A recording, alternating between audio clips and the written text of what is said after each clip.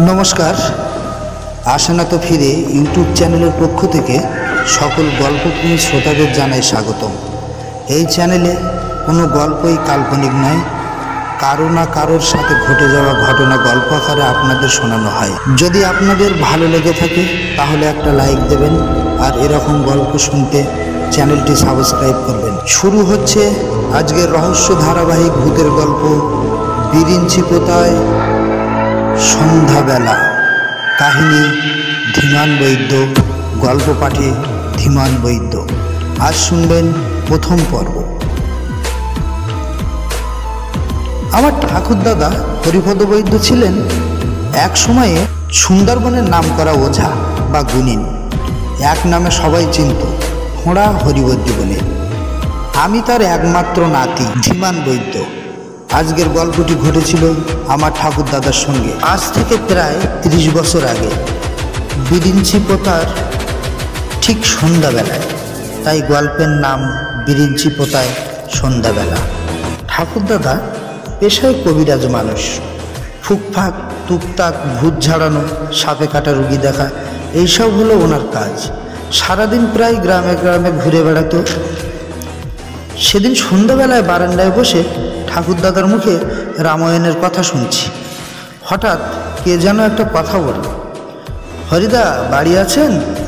ঠাকুরদাদা বলল, আছি, আসুন, বসুন। ঠাকুমা বসার আসন দিল, উনি বসলেন। খুব চিন্তিত মনে বসে আছেন, কোনো কথা বলছেন না। ঠাকুরদা বললেন, কে আপনি? আপনাকে তো ঠিক চিনতে পারছি না। উনি বললেন, আমি গোপাল, 1 নম্বর চকের পাড়ায় বাড়ি।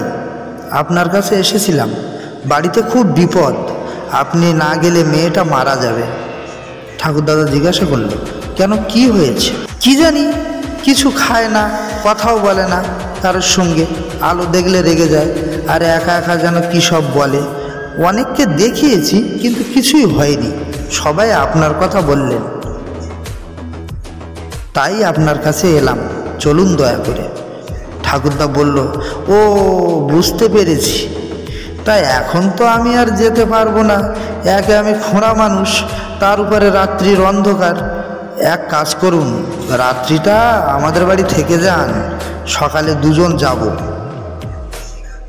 অগত্যা গোপাল বলল, তাই হবে, আপনি না গেলে মেয়েটা মারা যাবে। ঠাকুরদাদা মাকে ওনার জন্য ভাত রান্নার নির্দেশ দিল। আমি ঠাকুরদাদার খুব প্রিয় পাত্র, তাই আমি আবদার করে বসলাম, আমি যাব। ঠাকুরদা বলল, কোথায়? আমি বললাম, তোমার সঙ্গে। ঠাকুরদাদা বলল, ও সর্বনাশ, ওই মেয়ের ভূতে ধরেছে, ওকে চালক দিতে হবে, ভয়ানক ব্যাপার, তুই ভয় পাবি। না না না না না, তুই ভয় পাবি, তোকে যেতে হবে না, আমি বাড়ি এসে সব গল্প তোকে বলবো। আমি বললাম, তুমি যদি না নিয়ে যাও তাহলে তোমার সঙ্গে কোনো কথা নেই, আমার আড়ি, যাও আমার সঙ্গে তোমার আড়ি। ঠাকুরদা বলল, ঠিক আছে, নিয়ে যাব, এখন খেয়ে ঘুমাতে যাও, দেখিনি, সকালে আমি ডেকে নিয়ে যাব। যথারীতি আমি সকালে ঘুম থেকে উঠে গেছি, চলে এসেছি ঠাকুরদাদার কাছে। পুরোপুরি তৈরি হয়ে বললাম, নাও চলো এবার, অনেক দূর যেতে হবে তো, বেলা গড়িয়ে যাবে। ঠাকুরদাদা আমার কথা শুনে হা হা করে হেসেও বললেন, ওরে আমার অভিভাবক এসেছে, চলো এবার গোপাল। গোপাল বলল, চলুন। ঠাকুমা পান তৈরি করে দিলেন, আমাকে একটা, ঠাকুরদাদাকে একটা। পান চিবোতে চিবোতে ঠাকুরদাদার আরাধ্যা দেবী মা মনসাকে প্রণাম করে বেরিয়ে পড়লাম। খোঁড়া মানুষকে নিয়ে যেতে যেতে অনেক সময় অতিক্রান্ত হয়ে গেছে। ব্যাগ ও মন্ত্রের খাতাপত্র সব আমার কাছে আছে। আমরা ভর দুপুরবেলা পৌঁছে গেলাম। পথে যেতে যেতে একটা বড় বিল পাড়ি দিতে হয়, আর তার ঠিক মাঝখানে একটা ভিটা বাড়ি আছে, তবে সেটা পুরো নাম বিরিঞ্চিপোতা। কোনো এক সময় বিরিঞ্চি নামে কোনো এক ব্যক্তি এখানে বসবাস করত, কিন্তু কোনো এক রাত্রে সপরিবারে মারা যান।